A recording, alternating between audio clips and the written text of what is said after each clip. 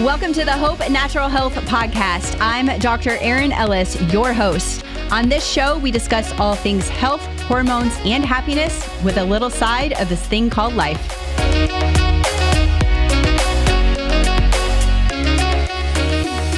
Katie Stewart is a registered holistic nutritionist and the founder of Katie Stewart Wellness, where she takes a fresh, inside-out approach to clearing acne. With 14 years in television, including hosting Hockey Night in Canada, Katie turned her personal battle with acne into a mission to help women feel empowered in their own skin. After discovering her celiac condition, Katie realized that skin issues are often a signal of deeper imbalances in the body. She created the Five Acne Clearing Pillars, focusing on gut health, detoxification, hormone balance, emotional well-being, and nourishing skincare to help women address the root causes of acne. Katie's Clear Skin Solution program offers a 6-month personalized plan that guides women through the process of transforming their health from the inside out. Through tailored nutrition, supplementation, and lifestyle changes, she helps her clients achieve lasting wellness and confidence. I'm excited to chat with her today all about gut, hormones, mindset. So welcome to the show, Katie. Thank you. And I just have one little asterisk to the intro is I didn't host Hockey Night in Canada. I worked behind the scenes for Hockey Night in Canada, but I was a television host for a local cable station. Oh, well, that's still really cool. Yeah, because I definitely wasn't hosting Hockey Night in Canada. I love working there, but I can't talk the talk of the hockey lingo like you guys can. Nor can I don't really know anything about hockey, so apologize for that error, but thank you for clearing that up. Before we dive into all the things, talk a little bit more about your background and really how you got into what you're doing in a little bit more detail than my little intro. Yeah, well, like you mentioned, is I spent 14 years working in television, and I never thought I would go into nutrition. I grew up eating not the greatest. My parents called me Carbo Cake because I only ate chicken fingers and lasagna and fettuccine Alfredo and pizza. I didn't eat a vegetable. I did not drink water. So to this day, my parents are still shocked that I do this for a living. But when I was working in television, I got assigned to work on a gluten-free cooking show. This was circa 2010, 2011. Gluten wasn't a thing back then, if we can all remember a time when no one knew about gluten. Yep. And I remember thinking, there's no way that what I'm eating is impacting how I'm feeling. But I never really analyzed how I was feeling because I just always felt like the way I felt. I didn't know any different. And when I learned about gluten, I thought, you know what? This lady's nuts. I'm going to try removing it. Let's see what happens. The chronic migraines I had had since kindergarten, where I was taking a prescription medication that made my body basically go numb, my migraines were gone. I didn't have to take the medication anymore. And that was such an eye-opening moment for me because if you've suffered with migraines, you know how debilitating this is. I was having to take days off work, it was so bad. And I thought, oh, okay, well, if someone told me I should try dairy next. So I removed dairy and then my stomach aches went away. The acne I was dealing with started to kind of calm down. So I was like, okay, I'm on to something. And I decided to go back to school to study nutrition. And at the time, I hadn't really thought that my acne was anything but a topical problem because I had come off the birth control pill. When I was about 20, I changed to the IUD thinking, oh, this is way easier. I don't have to remember to take a pill every day. This is phenomenal. And when I did that, my perfectly clear skin I'd always had started to get the braille-like acne over my forehead, my temples, tops of my cheek, down the sides of where, say, the goatee line on my chin. And then I started to get some cystic spots and I went back to my doctor and said, hey, I think changing my birth control around has done something to my face. And she said, nope, there is no way changing your birth control around did anything to your skin. It's got to be something else. And I thought, no, take the IUD out. I'm going back on the pill. Obviously, we know that probably didn't end well for me because going from this pill to the IUD to a different pill, my body and my hormones are screaming what are you trying to do here? And my skin got so much worse. So for the next 5 years, I struggled with the chronic cystic post-pill acne. I tried coming off of it. And this was going on alongside the time I was in nutrition school. And in my very first textbook, there was a paragraph on how the birth control impacts your body and can lead to acne. And that was probably one of those biggest aha moments for me because up until that moment, I truly didn't grasp that acne was anything but a topical problem. Mm-hmm. Yeah. Wow. It's interesting how life events shape how we get to where we are and the little aha moments, right? Yeah. Awesome. Well, you created the 5 Acne Clearing Pillars. Can you walk us through each pillar? Gut health, detoxification, hormonal balance, emotional well-being, and nourishing skincare, and explain how they collectively create lasting, clear skin. I really love taking this 5-pillar approach because, I'm sure you've worked with acne sufferers before. They all come in and they say, I have hormonal acne. It's just my hormones. And I will always say, yeah, and it is your hormones and there are other things going on besides just your sex hormones. Our body works in an open concept office. It's all working cohesively, the systems, the organs, all together to create our health picture. And when we're dealing with acne, it is not just because we're dealing with an imbalance of hormones. So when we really pull back at the pillars, I really like to explain these pillars almost like they're umbrellas, and under each umbrella are different raindrops that need to be fixed. So when we look at gut, which is really the foundation that we build everything from, because we have to remember our hormones rely on a healthy gut and healthy detoxification system. So if those organs are struggling, you're never going to truly have balanced hormones. So when we pull it all the way back to the gut health, I often find people are saying, oh, I take a probiotic, so like my gut's good. That's a great start. And we have to remember that our gut health for our acne sufferers, we see really 3 core imbalances here. We see low stomach acid, so low hypochloric acid, where they're just they're not having enough stomach acid to be physically breaking their food down, especially their protein. And when this happens, we are going to be getting malnourished because we're not absorbing the nutrients we have to offer, even if we're eating the best diet in the world. If we don't have enough stomach acid, we're allowing for the bad bacteria and yeast in our gut to overgrow, proliferate, and lead to inflammation causing acne. We also see that the food that we're eating starts to sit in our digestive tract too long, putrefies and ferments, becomes a perfect little Mandarin buffet for all of the opportunistic bacteria and yeast in our gut, which is again overgrowing and leading to acne.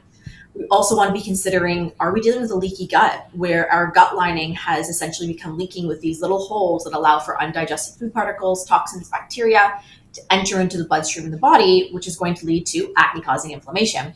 And then that third thing we're going to be seeing is those infections we talked about, the candida, the SIBO, the imbalances in our microbiome that are all going to be leading to acne. So we need to be looking at which one of those areas of the gut is the culprit for acne sufferers. And a lot of times it's actually a combination of them.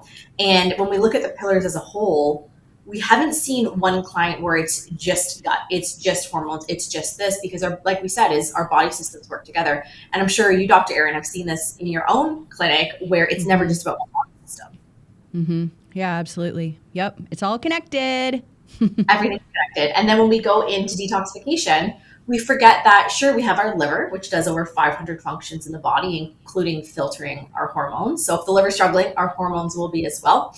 And we forget about the lymphatic system, which is our body's basically garbage truck that goes around collecting all the garbage and flushes it out. So if we're dealing with lymph stagnation, we're going to be getting some acne. If we're dealing with poor liver detoxification, our skin is actually our body's largest organ for detoxification. So if the liver and our lymph and our kidneys and our colon is all backed up, it's going to start showing up through the skin. And when we're looking at, say, the colon, which can kind of go under that gut umbrella and the detoxification umbrella, our body is using the colon in our stool to get rid of the excess toxins and hormones and bacteria and things that the body doesn't need. And if it sits stagnant in our digestive tract and we aren't having healthy bowel movements every single day, that's no straining, no mucus or blood in the stool, no undigested food, easy to pass 1 to 3 times a day, really long, smooth, snake-like movement. If that isn't happening and we're chronically constipated and restraining, then those toxins and hormones start to recirculate in our body, lead to higher inflammation, higher toxicity, and higher hormonal imbalances. So then we are just dealing with a mess that is all leading to acne. Then when we move into that third pillar, it's everyone's favorite, hormones. Of course, we want to be living up those hormones. And it's not just about our sex hormones. Sure, we want to look at the health of our estrogen and progesterone and our androgens, but we forget about insulin, which is with our blood sugar. We forget about cortisol, which is with our stress. And these two are such core components for acne sufferers because their blood sugar is generally dysregulated. They're not eating enough food in the day. They're skipping meals in favor of coffee. They are trying to intermittent fast when their body is just not supposed to be doing that. They're really, burning the candle at both ends. They're the yes person saying yes to everything. They're chronically stressed. They're living in that fight or flight. Where our blood sugar sent on the joyride, it's going to be impacting the sebum production, where now we're dealing with an overproduction of sebum in the skin, which is leading to our clogged pores and breakouts. And same with our cortisol. That's going to lead to an overproduction of sebum. And I think, I don't know if you've seen this, Dr. Erin, where your clients come in, they say, oh, I'm not stressed. I'm not stressed at all. And we say, well, actually, looking at your labs and looking at your lifestyle and what your symptoms are saying, I think you've just learned to cope with the stress, and you don't realize that you are chronically stressed all the time. And then when we're moving into the emotional well-being, I think this is one of the most overlooked pillars, where people don't realize the state of their mental and emotional well-being can create dis-ease in the body and contribute to issues. So if our nervous system is dysregulated, it's not going to feel safe enough to heal. It is not going to come out of fight or flight and into the rest and digest. So looking at past emotional traumas, looking at setting boundaries, reducing stress, even looking at, learning how to get rid of that negative self-talk, because a lot of acne sufferers are constantly bullying themselves in that negative self-talk. And I'm such a big, believer that our internal thoughts create our external environment. So if we are constantly bullying ourselves, it's going to be really difficult on our health journey. And then that final pillar is going to be nourishing skincare, where, we don't want to forgo skincare altogether, but we want to be looking at making sure we aren't overdoing it. We aren't stripping the skin barrier. We aren't wrecking the skin's microbiome. We're repairing these things, and we're also watching out for endocrine disrupting chemicals that are going to mimic hormones in our body. So that's kind of a quick overview of the 5 pillars. I love it. It was great. So let's dive into a couple of them a little bit more in detail, especially like gut health, because that's huge. And I think you mentioned it in the beginning, and I see this clinically all the time, as women think that acne's from hormones.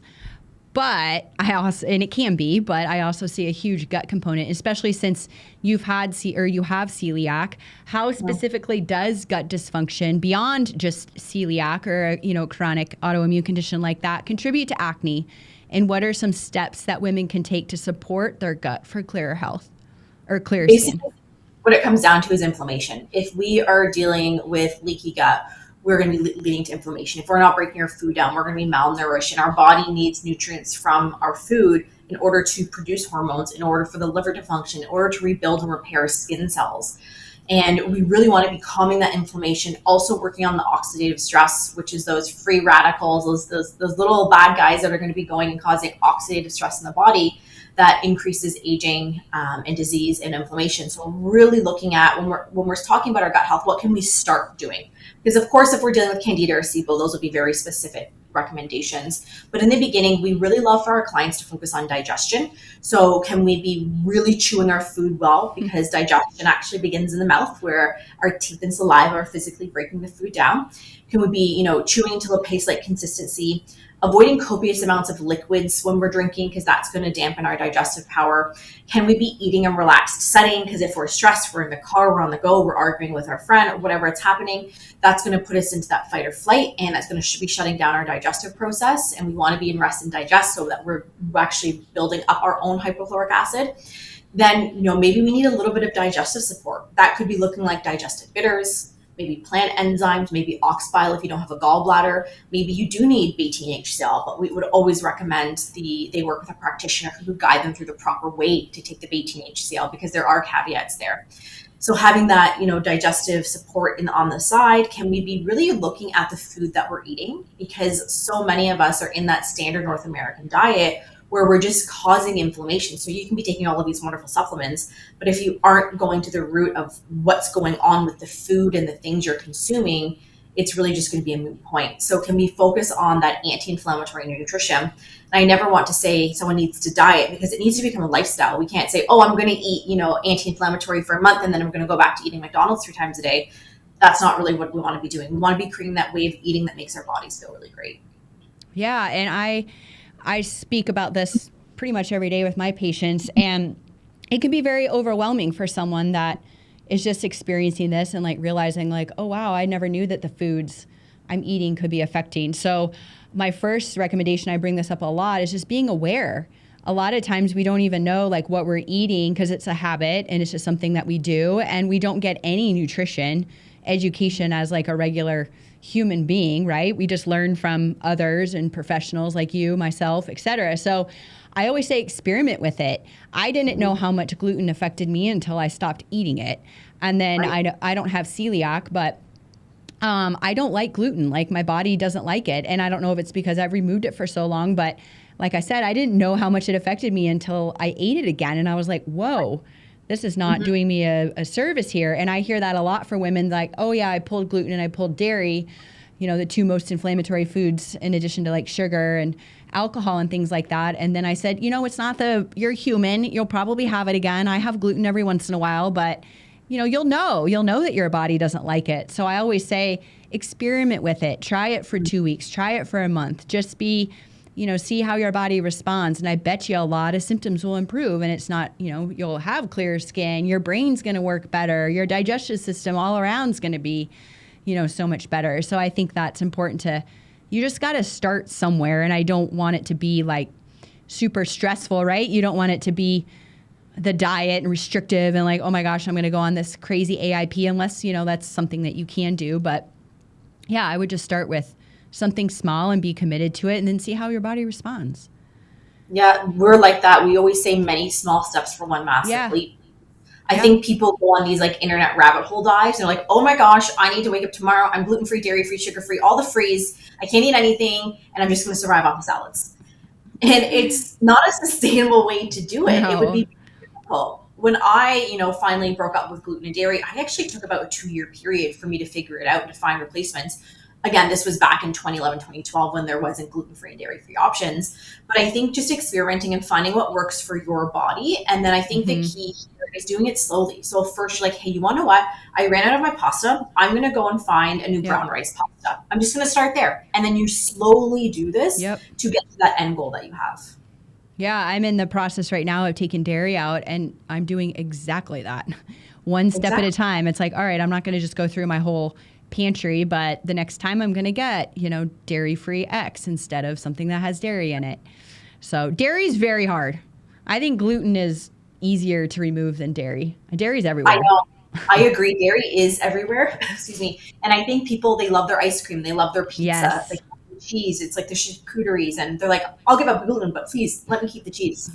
Yeah. Yeah. So I'll report back later on that. It's new for me, but yeah, it's a doozy. So let's talk a little bit more about the pillar of detox and detoxification, because this is a lot that women overlook for skin and really just health in general. So what role do toxins play in acne, and what gentle, effective detoxification strategies do you recommend for our audience? Yeah, we will always be a food-based first, because I think, on TikTok and Instagram, you see these influencer detox kits and teas and all of these things, and you just like, yeah, no, this is it. This worked for her. She's getting paid to do it. Just remember that. But we have to first make sure our pathways are open before we do a detox. And I think this is so overlooked, because women who aren't pooping regularly just start taking all these detox supplements. Then their symptoms flare. They feel like absolute garbage. They have horrible migraines. And it's because you haven't opened up your pathways first. So before you even consider a detox, are we pooping every single day to be getting our toxins out? Can we be adding in a little bit of lymphatic drainage? So this could be manual stimulation with dry brushing. This could be jumping on a mini trampoline, moving your body, going for movement of some sort, just to get that lymphatic movement going, because our lymphatic system doesn't have an internal pump like the circulatory system has the heart. It relies on muscle movement or manual stimulation. Can we be making sure we're drinking enough water in the day? Because if we are chronically dehydrated, our bowels are going to suffer as well. So I think making sure we are aware that we have to have our pathways open first before we detox. And then we like to use a food approach. So this is where our clients would go through a temporary therapeutic protocol. And I like to say temporary therapeutic because people panic. They're like, oh my gosh, this is so restrictive. And I like to give the analogy of, if you broke your arm, what would you do? Well, you would stop moving it. You would cast it. You would stay like that for 8 to 12 weeks. You would get it off. You would do your physiotherapy exercises, and then you would be able to regain your movement. The same thing happens inside your body, where if we are dealing with major detoxification issues, we are going to say for 30 days, remove those offenders like the alcohol and, the gluten or the dairy, whatever it may be in your case, and remove them temporarily, fix the internal issue, and then weave them back in to see how your body responds. So I think when you understand that this is short-term pain for long-term gain, and that there should always be an end date in sight. You shouldn't be on a detox indefinitely for the next, few years, because that's what the internet said. So reminding yourself that just by making sure you're pooping well, you're moving your lymphatic system, you're staying hydrated, these are all ways that your body is going to naturally detoxify. Yeah, and if you're not doing those things and not pooping daily, let's figure out why first. Before you start anything. That's one of my foundations. Like, I got to get you pooping before I can do anything. Yeah, we can't do anything until you poop. Like, this is the thing. Yeah. So next, let's talk about hormone balance for acne, because that's my jam. Yes. What are some key hormone culprits that you commonly see, and what does a functional nutrition approach look like to bring in these hormones in harmony for clearer skin? Well, let's start with sex hormones, because everybody loves to talk about our estrogen or progesterone. So we do see estrogen dominance quite often, whether it's too much estrogen in the body or too much estrogen in relation to their progesterone. But what we really look at when it comes to their estrogen, if they're dominant, we need to be looking at their gut, because their gut has that unique subset of microbes called the estrobolome, which is responsible for regulating, manufacturing, metabolizing estrogen. So if your gut's struggling, your hormones will as well. If you're not pooping, you're not getting the excess estrogens out. I know we keep coming back to poop, but I think like the audience really needs to understand how important it is to poop to get everything out. And then can we looking at, are there endocrine disruptors in our day-to-day that are mimicking estrogens in our body? And then can we be supporting our estrogen, clearance with the right supplementation? And again, I never like to say, go and take DIM or go and take Vitex, because I think it's such an overused supplement in like the Instagram, TikTok space, because there's a time and a place for it. But if we aren't using it right, it's not going to do us any help. And then if we're looking at, say, our androgens, are we actually dealing with an androgen dominance? Because I know a lot of clients come in, they're like, oh, it's got to be my androgens, it's got to be my androgens, when in fact it actually was they had poor fat digestion. So being able to see, what's happening. So for us taking that functional nutrition approach, we heavily work on loving up their gut and their liver to allow their hormones to start to self-regulate on their own. Because when your body is functioning well, your body knows what to do. There's going to be a reason why your hormones aren't working. Are you not sleeping? Are you not eating enough food? Are you not putting stress reduction in place? Because we forget that our hormones work together. So if we're looking at our cortisol and our insulin and our ghrelin and progesterone and androgens and thyroid hormones, all of these are working together, and we can really be loving up our hormones through healthy lifestyle habits. So not skipping food, not skipping our meals, because if we're not eating enough food in the day, and we see this with our clients all the time, they're chronically malnourished. So they are stressing out their body, they're going into that fight or flight, and they're just increasing their cortisol, and then voila, we're dealing with more acne. We are impacting their adrenals. So their adrenals are going to be fried. We're going to be burnt out. Just because we're not eating enough food, we are surviving off of caffeine and we're not sleeping well. So I think when we can, again, set the foundations with lifestyle habits first, before you go and build with, supplements and diets, you need to have sleep and meals and less in order to feel better. So I think just starting with our lifestyle is such an overlooked thing, because we're always like, that pill to make my lifestyle be livable. Yeah, so true. I say that all the time. It's like, let's not take the pill for the ill. Yes, there's a time and a place for these supplements. But yeah, when I see it in practice, it's like, all right, well, how did we get to this excess estrogen? And how did we get to this excess, testosterone in the first place? Is it your liver? Is it your gut? Are you not pooping? There's a reason. Are you exposed to all these chemicals, which most of us are? I mean, you can't avoid these toxins that we live in. We live in, a toxic pool. But that puts burden on our system, and then we got to work a little bit harder to get things out. So yeah, it's really important to, again, go to that root cause and figure out, all right, well, how did I get to this place in the first place? So super, super important. So I'm gonna switch to a little bit of a mindset here. So for a woman who feels discouraged by years of acne and has tried everything, what is the most important message of empowerment and hope you can offer her to start her journey with your clear skin solution? I always say this with all the love, that if you had truly tried everything, your acne would be clear, because acne is a symptom, which I think should be giving you hope, because you're like, oh, it feels like I've tried everything. But at the end of the day, there's still some stones left to be unturned, and really giving yourselves the time, patience, and consistency, and understanding your body and seeing what's going on, and knowing that you absolutely can clear up your skin. You just haven't gotten there yet. So good. So good. Katie, what did we miss about acne, the gut? Is there anything else that you want to add that we missed? I think we crushed it out. I think we packed a lot of information into the last, 20 minutes or so. Yeah, super helpful. Well, I'll wrap it up with one question I ask all my podcast guests. What is your best or favorite health tip that you can share with the audience?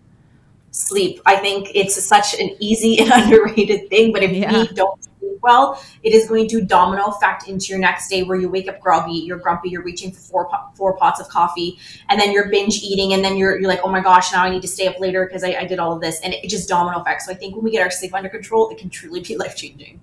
Yeah, there's, that's that phrase, your next day starts when you go to bed. Yes. Not when you wake up. It's when you go to bed, because your sleep impacts obviously the next day. So great advice. That's one thing I always work on too with women. It's like, well, I got to get you sleeping. I don't care about anything else. Yeah, sleep and poop. Super important. Well, thank you so much, Katie, for being on the show. We will make sure that we have everything linked in the show notes. She has her Instagram, Facebook, and her website.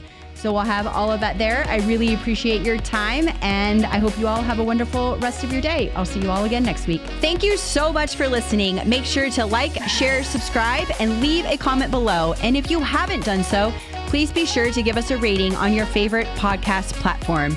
Join us weekly as we inspire you to be your best version. For more, follow me on Instagram at dr.erinellis. Until next week, you got this.